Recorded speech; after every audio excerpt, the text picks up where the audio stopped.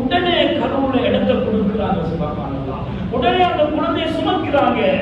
அந்த கருவுக்குள்ள ஏதோ ஒன்று அப்படி வந்ததோடையே சுபஹானல்லாஹ் எவ்வளவு வாந்தி போகும், எவ்வளவு சக்தி போகும், சுபஹானல்லாஹ் எவ்வளவு தலைவலி வரும்.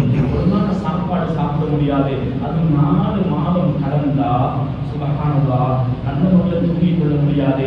ஏதோ ஒரு சைடாகி தூங்குவாங்க, தூக்கமும் போவாது. அந்த தாய்க்கு கொஞ்ச நேரம் தூக்கம் போகின்ற பொழுது நான் மிச்சம் ஏதாவது ஒரு சைடுக்கு தான் தூங்கிட்டேனோ தெரியாது, என் குழந்தைக்கு என்னமா நடந்துருமோ தெரியாதுட்டு தாய் என்ன செய்வா, அடுத்த பக்கம் அப்படி தூங்குவா.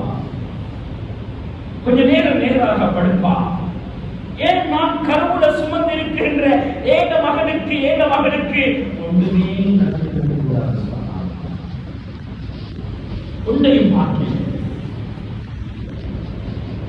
நாங்க பெருசானா இவன் என்ன அடிப்பானா, உதைப்பானா, என்ன பராமரிக்க மாட்டானா அல்லது பராமரிப்பானா என்று கூட பார்க்கிற சுபஹானல்லாஹ்.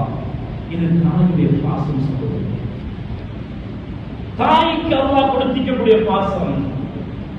அந்த தாயும் தந்தையும் இன்றைக்கு அனாதை இல்லங்கள்ல, முதியோர் இல்லங்கள்ல கஷ்டப்பட்டு கொண்டிருக்கிறாங்க. பார்க்கிறதுக்கு ஆள் இல்லாம கஷ்டப்பட்டு கொண்டிருக்கிறாங்க. சுபஹானல்லாஹ்.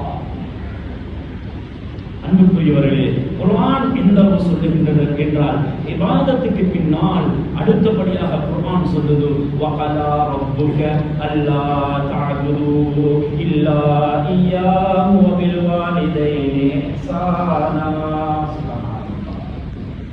அல்லாஹ்வை வணங்குமாறு கட்டளையிட்டு அடுத்தபடியாக இபாதத்துக்கு பின்னால் ரப்பு அல்லாஹ் கட்டளையிடுகிறான், நீங்க உங்களோட தாய் தந்தைகளோடு நல்ல முறையில் நடந்து கொள்ளுங்க, உபகாரத்தோடு நடந்து கொள்ளுங்க, நன்றி உணர்வோடு நடந்து கொள்ளுங்க.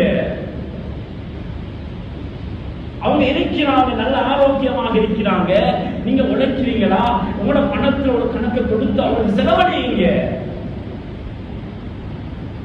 அவங்க நல்ல ஆரோக்கியமாக இருந்தாலும் அவர்களிடத்திலிருந்து சாப்பிட எதிர்பார்க்காதீங்க.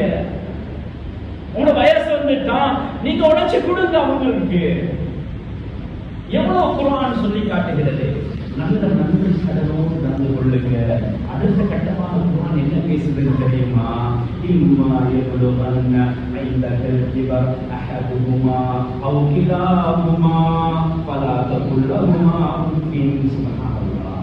ரெண்டு பேரோ ஒருத்தரோ ஏதாவது வயது அடைந்து விட்டார்கள், வயோதிப வயது அடைந்து விட்டார்கள் என்றால் அவர்களோடு நல்ல முறையில் நடந்து கொள்ளுங்க. வயசு அடைஞ்சிட்டாங்க, பெட்ல வந்துட்டாங்க, நோயாளி, ஆரோக்கியம் எந்த காலம் முடிஞ்சிட்டு இப்ப நோய்க்கு வந்துட்டாங்க. அது அந்த கட்டத்தை அடைகின்ற பொழுது அவங்களோட வாயில அவங்கள தெரியாமலே சின்ன புள்ளமான பேசுவாங்க.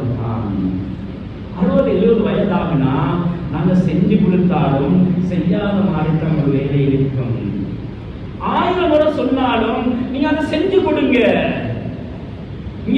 எனக்கு செய்ய முடியாது என்று நீங்க உஃபின் என்ற வார்த்தையை கூட பாவிக்காதீங்க. சுப்ஹானல்லாஹ். வயசாகனா இன்னைக்கு புள்ள என்ன ஏசுறான்னு தெரியுமா? உங்களுக்கு கொண்டு விளங்குது இல்லம்மா, அப்ப உங்களுக்கு கொண்டு விளங்குது இல்ல, ஏதோ இவர் எல்லாம் விளங்கினவர் மாதிரி. சுப்ஹானல்லாஹ். வயசான கணக்கெடுக்கிறது இல்ல, வீட்டில் ஒரு மூலையில் அவங்களுக்கு ஒரு இடம் அல்லது முதியோர் இல்லத்துல கொண்டு சேர்க்கிறாங்க. இஸ்லாம் அந்த அளவுக்கு பெற்றோர்களோடு அன்பாக இரக்கமாக